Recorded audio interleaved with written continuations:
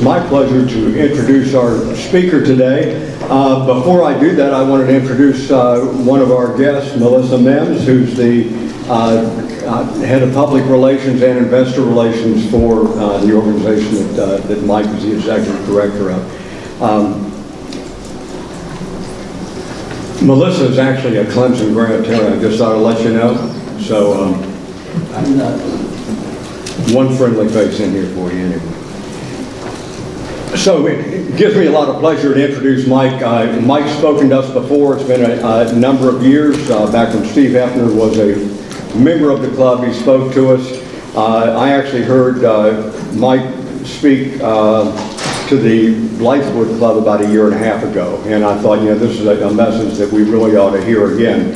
Let me tell you a few things about Mike. He's been president and CEO of the Central South Carolina Alliance since 1997, and he'll tell you all about this, but it's a regional public-private partnership dedicated to representing the economic development efforts of the 9 counties in the central region of South Carolina. And I won't read all of them. It's everybody around Richland and Lexington counties. You can sort of test your own geography there. A couple of impressive things are that during his tenure at the Central South Carolina Alliance, they generated an investment in our area of over $10.3 billion, and it's seen the creation of over 62,000 new jobs. So that's pretty impressive. Before joining Central South Carolina Alliance, he was with Anchor Continental and held several executive positions there for over a number of years. Graduate of the University of South Carolina with a degree in English, and then he went on to do graduate work in government and international studies and taught at the university. Did work on his PhD at the University of South Carolina. As you can imagine, he's got a lot of experience in a lot of functional areas within the business environment. Tell you a little bit about him personally. He lives in Columbia. He actually lives in Spring Valley, so he's relatively close to us. Married to his wife, Lilla Ann, and they have 4 daughters. He's a member of, an active member of Shandon United Methodist Church, and does a lot in a number of civic and professional organizations around town. So if I can ask you to give a warm Spring Valley welcome to Mike Briggs.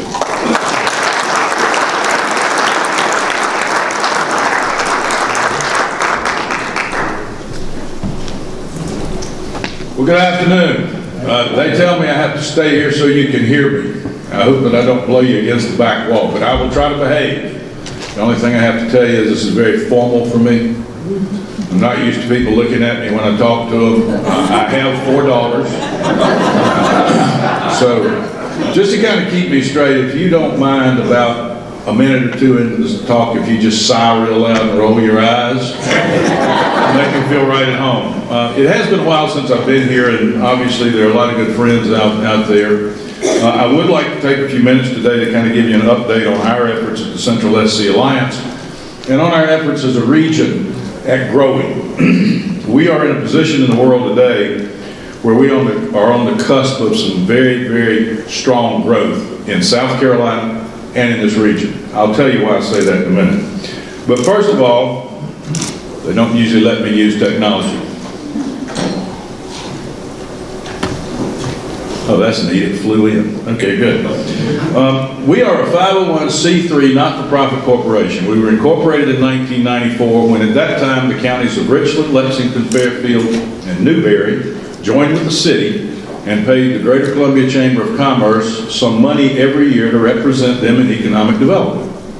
In 1994, the private sector folks who've been involved in this pulled this organization out, incorporated it, gave it its own funding, its own autonomy, and own leadership, so that economic development would be a principal function of what we do. We exist today to do 2 things: to work to create jobs and investment, to create wealth for this region.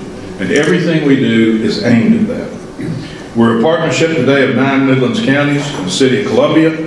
Those counties include Calhoun, Clarendon, Fairfield, Kershaw, Lexington, McCormick, Newberry, Orangeburg, and Richland, as well as the city of Columbia. So it's an area of about 1 million people. It's an area of about 6,500 square miles, and an area of about 260 miles of interstate frontage. You can see on the chart here, we've got 3 interstates that intersect in the center part of the state of South Carolina. It gives us the ability to move goods and services and people very, very expeditiously. It's a great place to be. We're an hour and 15 minutes from the port, the southern end of our footprint. We have a big regional airport here. We have a major research university here. And we're about an hour and 15 minutes away from an international airport if you need the direct flight to Munich or anywhere else in the world. It's a great location. It's a great place to live too, as all of you know who live here. By the numbers, if we take a look at how we lay out in terms of this accumulation of counties, we represent 16.6% of the population of the state, right at 20% of the land mass, right at 20% of the counties, and about 20% of the GDP of the state. This is your first test question for the day. If I ask you which region, which MSA in the state has the largest gross domestic product, value of all goods and services produced in the region, would you tell me Greenville, Columbia, or Charleston? Greenville, most of you? Greenville? Columbia? 3 people? Charleston? You see all those tourists down here? I mean, you can't even move in Charleston. The answer is Columbia. Overall, GDP, which includes everything, including governmental payrolls and everything else, we are the largest. We are the largest, and we are the fastest growing. If you look at just manufacturing, you're exactly right. Greenville has more manufacturing than we do, okay? But we are a very strong economic engine here in the center part of the state, and that's good for us. Now here's my second test question for you for the day. Does anybody know what this is?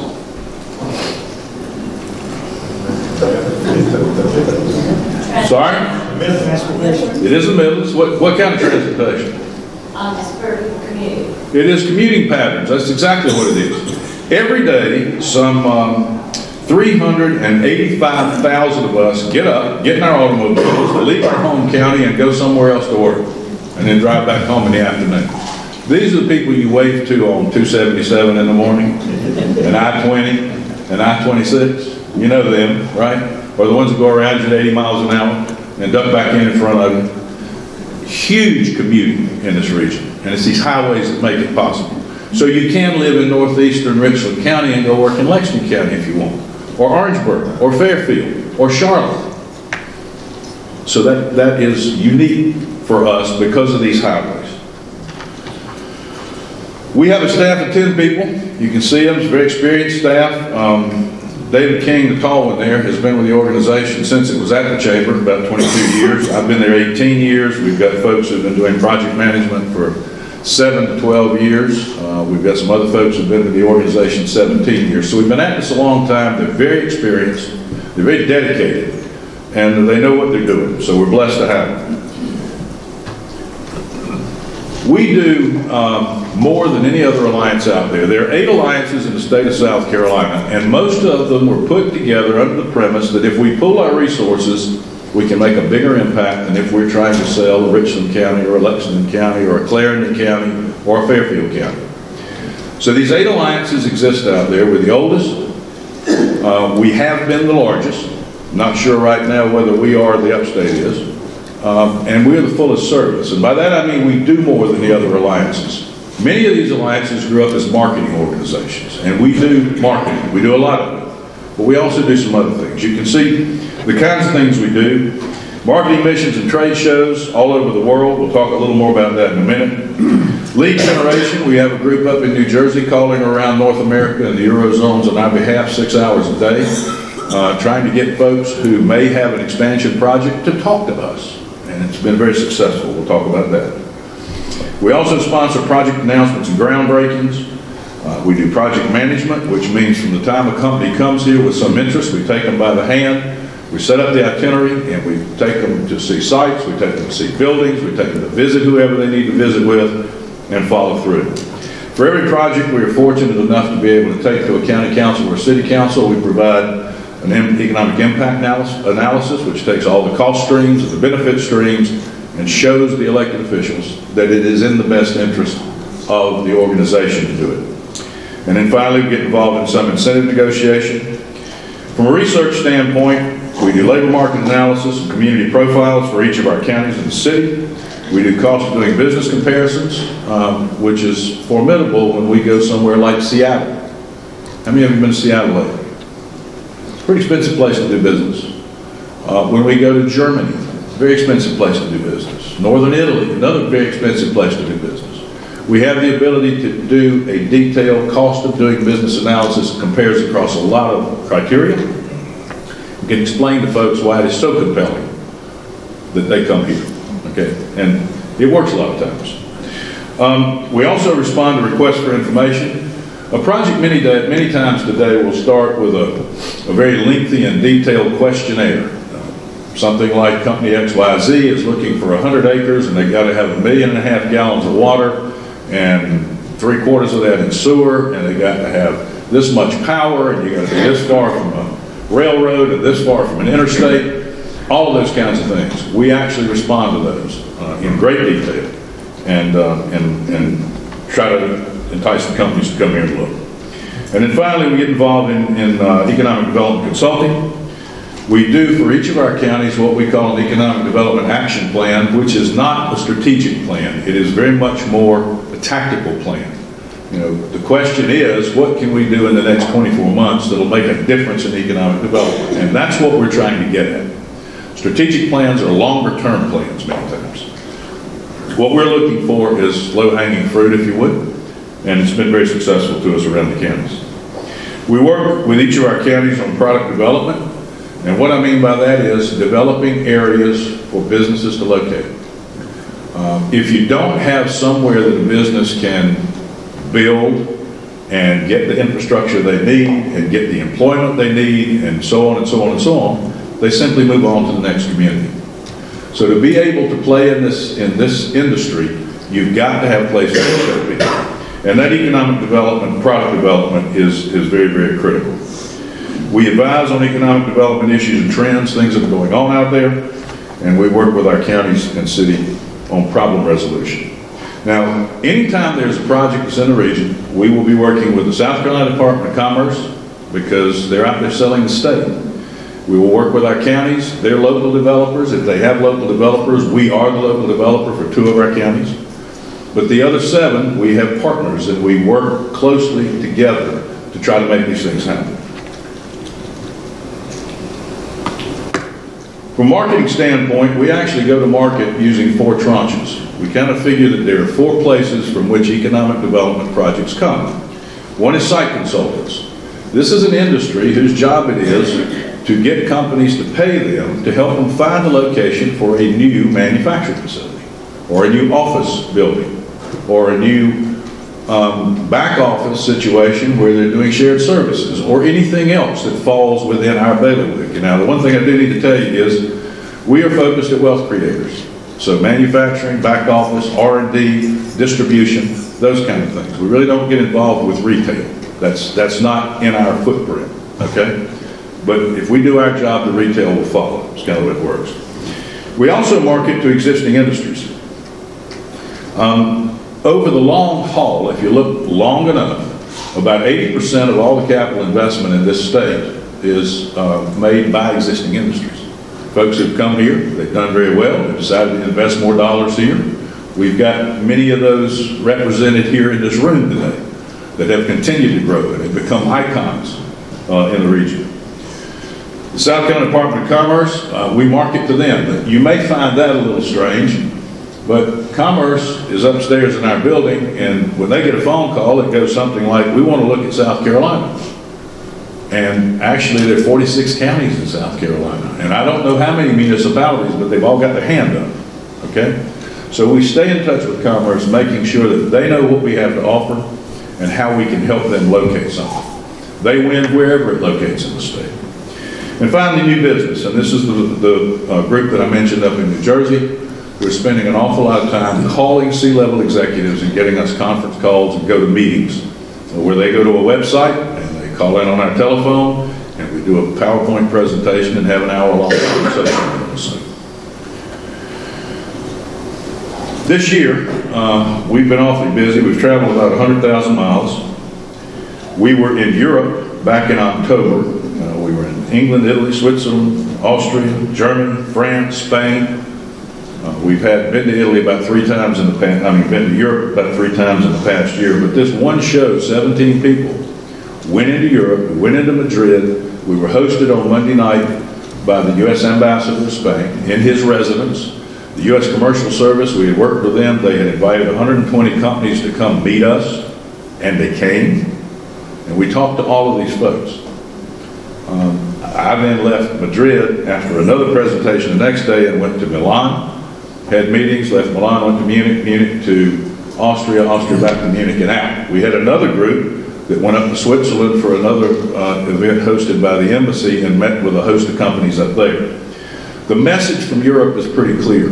It is hard to grow in Europe today. There is some concern about economic stability for places to invest where they can grow their companies. And in a lot of Europe, that's not what's going on. So this is a real opportunity for them. And we have had 2 visits so far from that trip in October, have another one Friday. The company will be here on Friday to look around. So there's a lot of interest, and it's coming. It's going to continue to come. We also, in addition to going to Europe, 17 of us, we've been in North Carolina, Chicago, Greenville. You can read those as well as I can read them to you. We've had 59 companies come and visit our region in the past year, in 2014. And that's a lot. They come and they may look at 3 or 4 sites. They may stay a day. They may stay 2 hours. May stay 2 days. But the interest continues to be there. Now, if I only could use one slide to sell this region, this is the one I would use. This is just a little bit of an idea of who is in the neighborhood. These are companies that we have worked with who have made investments in our region. Okay. You may notice Hire, the big red one up in the kind of toward the right top corner. Anybody know who Hire is? Yeah, what were they? They're a Chinese company. What's their distinction? Refrigeration and wine coolers. Refrigeration and wine coolers, and they're over in Kershaw County on the highway. When Hire announced their investment here in 1999, they were the first Chinese company to invest in manufacturing in the United States. Now, what was going on in 1999, which was totally counterintuitive to this? Jobs were leaving the U.S. in droves to go to China. This thing was written up in all the trade journals because it was counterintuitive. It was the reverse. And they've continued to do well here. Other Chinese companies have come and announced since then. In fact, we've had 2 or 3 Chinese companies that have announced in the state in the past year. Why? You might know why the Chinese companies are coming here. Any ideas? Golf courses.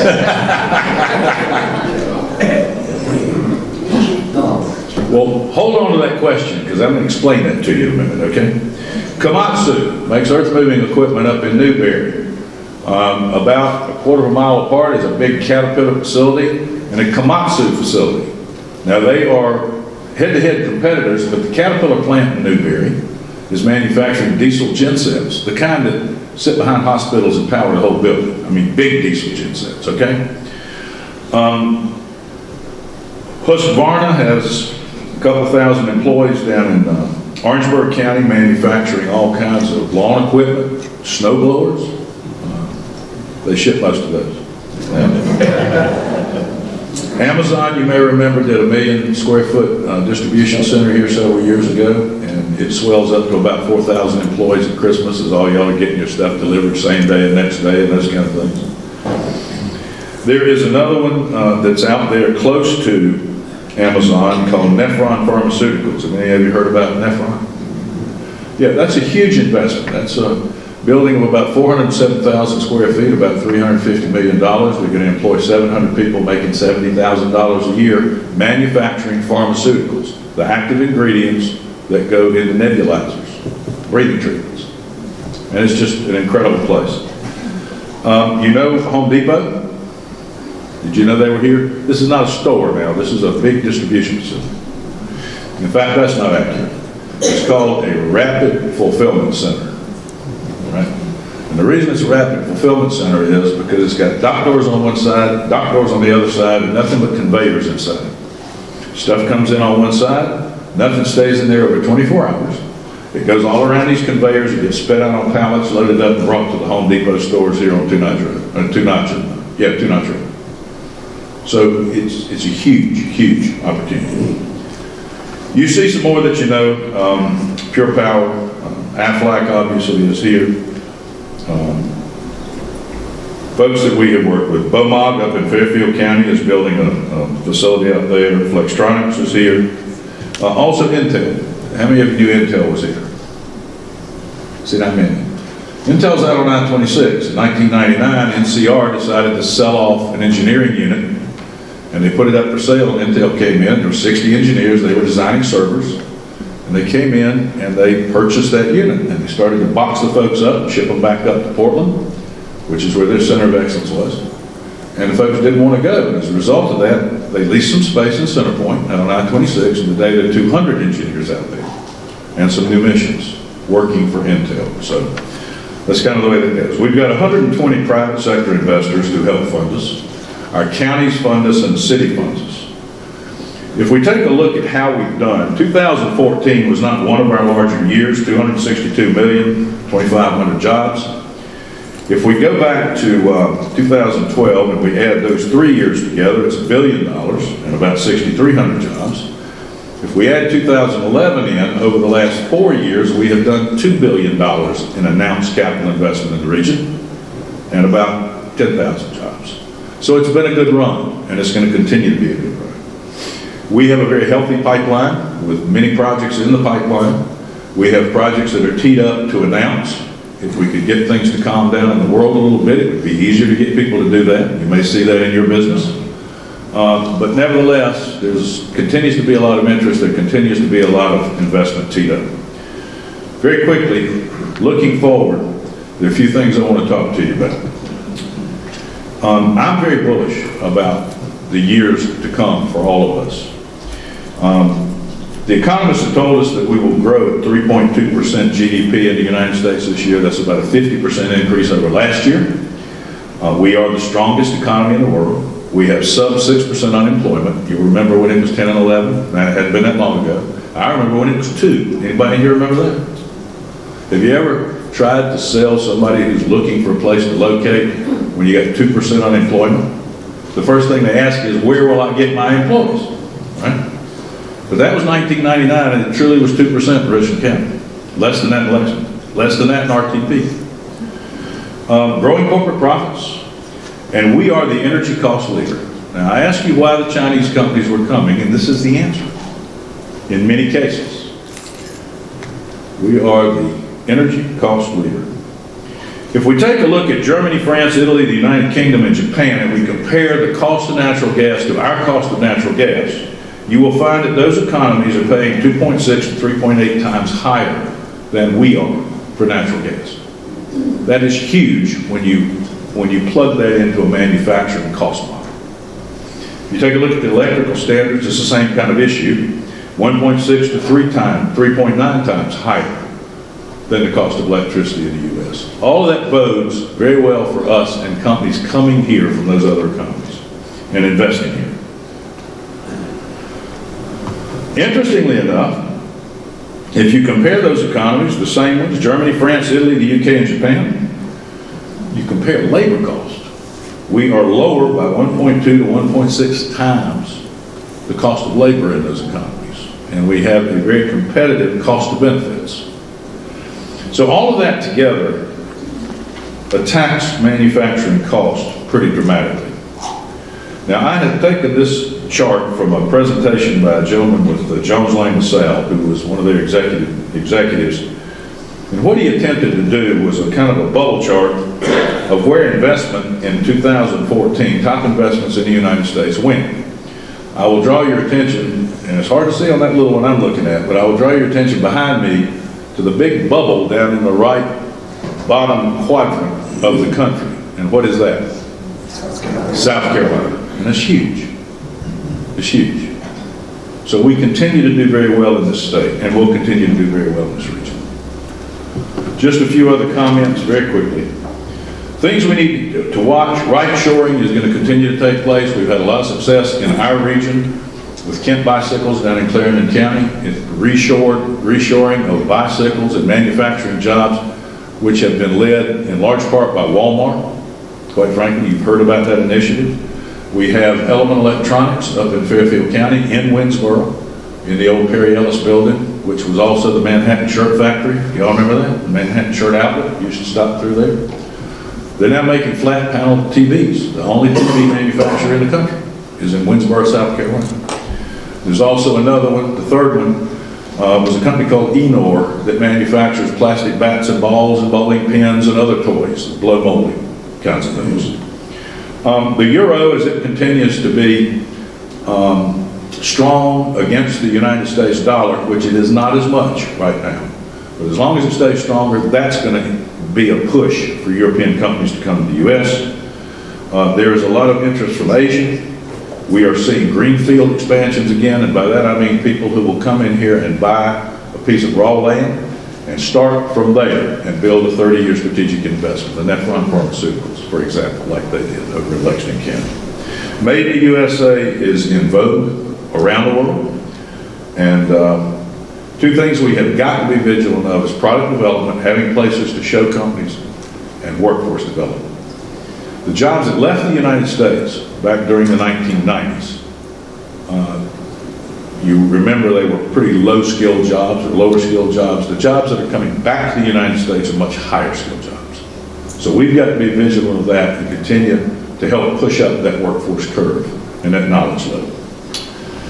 And with that, I will be glad to try to answer any questions you have. Do y'all want to do it together? Or? I don't want them to hurt each other. I live in Newberry County, and Yes, ma'am. there's a huge tract of land that's supposed to be prime for. Newberry mega site. And is there going to be an announcement about it anything in the works? Not that I know of. Site development is important. You've got to have it to get looks. And it's not very different from the process when you're trying to sell your house. You know, when people start looking for a house, they have a certain number of bedrooms they're looking for. They want this many restrooms. They want this big a lot. They want this. They want that. Those are the kind of things we get from companies, not for residential property. But this is what I'm looking for, okay? And then what you do is you show them everything you have. There's a lot of interest out there. There's a lot of activity out there, and it's not going to slow down for anything that I can see. Yes, ma'am. Where are you from? Sorry. Where are you from? Columbia. Okay, good. Yeah, Richland County. Two questions. First off, South Carolina economic development looks great. Why is South Carolina winning? I'd love to know some specifics why you think that we're doing so well. And secondly, You gonna give me two questions? Do I have to remember the second one, or can I answer the first one first? Spartanburg seems, in my perception, seems to be doing better than Columbia as far as economic development outside of governmental payrolls. And I'd be interested to know why you think that is. What things can we be doing differently here in the Midlands too? Okay. Well, number one, South Carolina continues to do very well, and there are a lot of reasons. One is a very pro-business attitude, okay, and that's got a whole bunch of facets underneath it. And the second thing is that we are a low-cost place to do business compared to a lot of places in the United States. If you compare us to the Northeast, the Midwest, the West Coast, we are a low-cost place to do business. And then finally, proximity to the port gets us a lot of looks. This is a global economy, and you can't manufacture in a state and distribute to that state unless you have a really, really unique product. Today, the ability to get goods out and get them where they need to be is critical, okay? The Greenville thing, manufacturing, I went to Furman in 1969, and Greenville had a lot of manufacturing then, and it wasn't all textile manufacturing. You know that textiles has shrunk in South Carolina significantly over the years, moved offshore. You know, they've got got BMW up in the upstate, which quite frankly has brought a pretty strong supplier base with it, so you continue to hear those kind of things where they were told they needed to be in a certain range of being able to supply the company. But I will tell you that in places like Newberry County, 34% of the workforce is employed in manufacturing. I just don't think we toot that horn a whole lot here in the Midlands. I think, there's a perception that we are a government town. We have a huge insurance industry, but we also have manufacturing here, significant manufacturing. In Lexington County, Michelin is making tires that go all over the world. And they make really big tires, right? The earth mover tires, kind you can see from Google Earth when they stack them up out there. I don't know whether that gives you all the answers you wanted or not, but I feel very good about the middle part of the state. We are who we are, and we are, I think, doing very well, quite frankly. Yes. Do you see the trend changing for U.S. companies moving out of the country? Do you see them coming back? Yes, and we're working with them, in fact. The cost differentials are not there. Boston Consulting Group did a study, I guess the first one was about 5 years ago, where they began to take a look at the cost of supplying the U.S. market, which, by the way, very affluent consuming market. That's all of us. We buy stuff. 5 years ago, they undertook a study to say, what is going on with the cost of supplying the U.S. market from inside the U.S. as opposed to inside China, okay, which is where most of the stuff was coming from. And what they found was that the cost differential was changing. It was changing dramatically, and somewhere out in the future, it was going to approach parity, equality. They updated that study about 2 years later, and they said, we actually underestimated how quickly that was happening. So we are actually seeing that. If you can invest in the United States and supply the U.S. market and even export outside the United States, in the safety of our structure here, our economic structure, our governmental structure, our ability to protect intellectual property rights and all the rest of those kind of things, it's very compelling to do so. But yeah, I think that's going to continue. Sure. Yes, sir. You didn't mention tech schools. We're way up there. We are way up there in tech, quite frankly, and we also invented a little thing called Ready SC, which used to be special schools. Our technical colleges have been one of our greatest assets in terms of recruiting businesses and the ability to train people. The state has a program called Ready SC that if I need 200 employees to start my company, Ready SC will come in at state expense, and they will work with that company to find those employees for them, and on the day they flip the switch, have them trained and ready to go. And that's been copied about everywhere by now. But yeah, the tech colleges are a huge asset. Like the West Coast longshoremen strikes or labor negotiations are impacting the entire country. Yes. How can you not take advantage of that and offer the South Carolina coastline? Well, you absolutely do. I mean, that's exactly what goes on. Part of the reason that there's a lot of push and folks coming around, have been for the last several years coming around from Asia, is because of the issues out in Long Beach and the other western ports. So yeah, I think that's going to continue to drive growth here dramatically. We still can't have big, huge, massive ships coming in on this side. But it's coming. It's coming. I think that the Panama Canal work, and even that, the post-Panamax ships, I think in the Charleston Harbor, we can handle the post-Panamax ships pretty much everywhere except for 2 hours a time, okay? But that movement is, I think we're far ahead of anybody else from the standpoint of the dredging thing. So it's just a matter of time. Anything else? Yes, sir. I'm assuming you have a very high return on investment as far as these counties in the city of Columbia. If your budget were doubled, what kind of increase would you project? You know, as a nonprofit, I never considered my budget being double, but I'll think about that. It's a fair point, and what we would do is take more resources and get the name out further and more quickly, okay? Do you think there'd be a 25% increase or a 50% increase? I don't know. Don't know the answer. I think it would be some. but I don't know. I think we have done very well with the resources that we've had. You know, we've got an exclusive arrangement with the folks that I mentioned to you in New Jersey. We did negotiate that 5 years ago, and we started with them, and everybody else has tried to hire them, but they continue to work on it for us. So that's an interesting question. If we were to be able to double it, what would it mean in results? It would mean a lot. And by the way, if we were to double it and be able to channel some of it in helping get product developed, that would be huge. That'd be huge. That's a threshold issue.